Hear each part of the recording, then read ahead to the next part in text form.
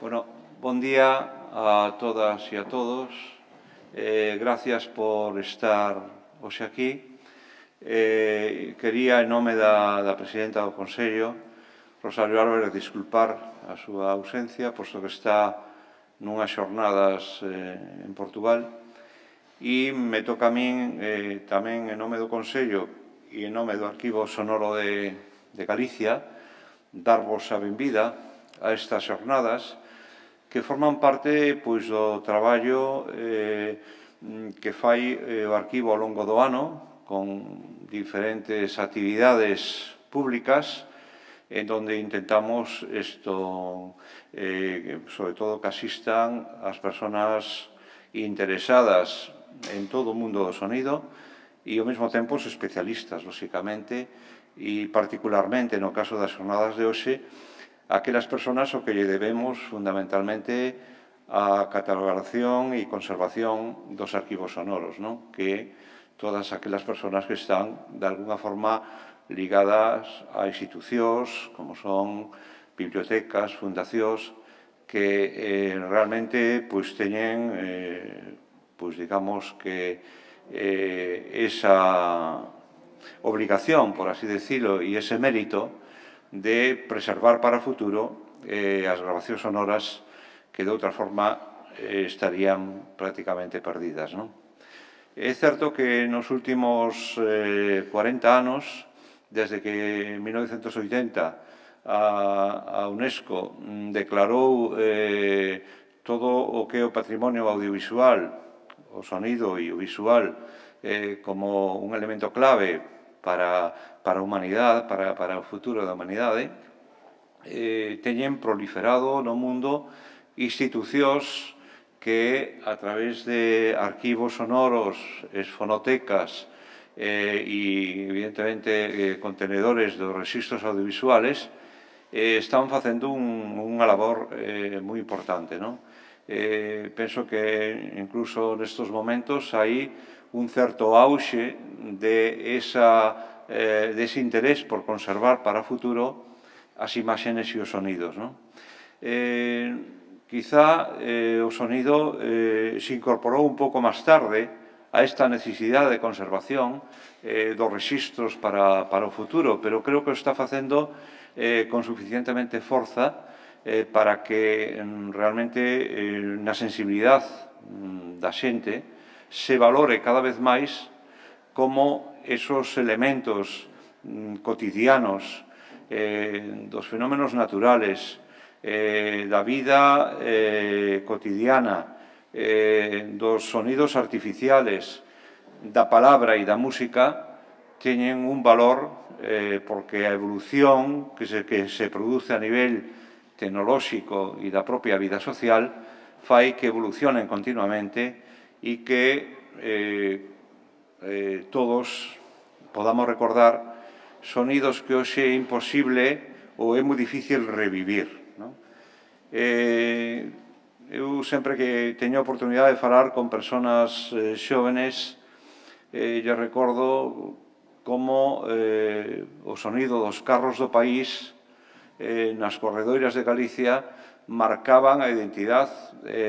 dunha parte esencial deste pobo, como na cidade de Santiago elementos sonoros como eran o tren, o silbato do tren, a campana berenguela e a torre da tontería, perdón, a sirena da Tintorería de España marcaba o ritmo non solamente das horas, sino o ritmo da entrada e salida dos traballos e ao mesmo tempo nos facilitaba información do tempo meteorolóxico, sin salir de casa,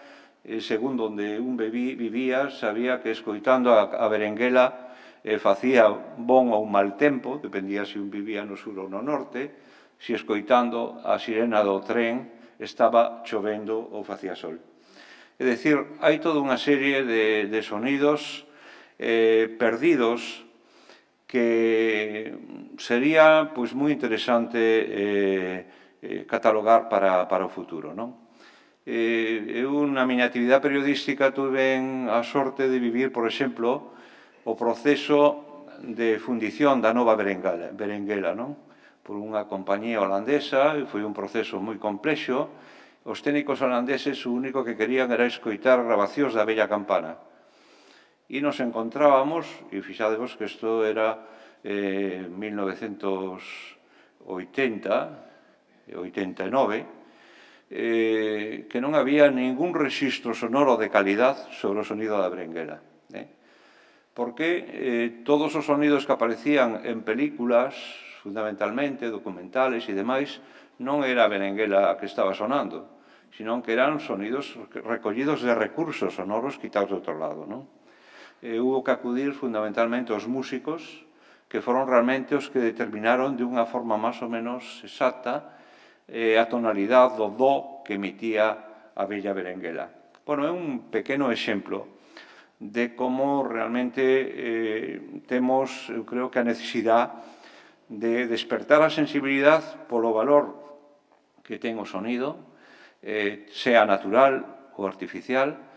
e, evidentemente, o valor que ten a palabra e a música para afondar neste proceso no que, de alguna forma, xa estamos todos metidos, pero que, lóxicamente, está cheo de lagoas. Hoxe vamos a ter aquí, eu creo que,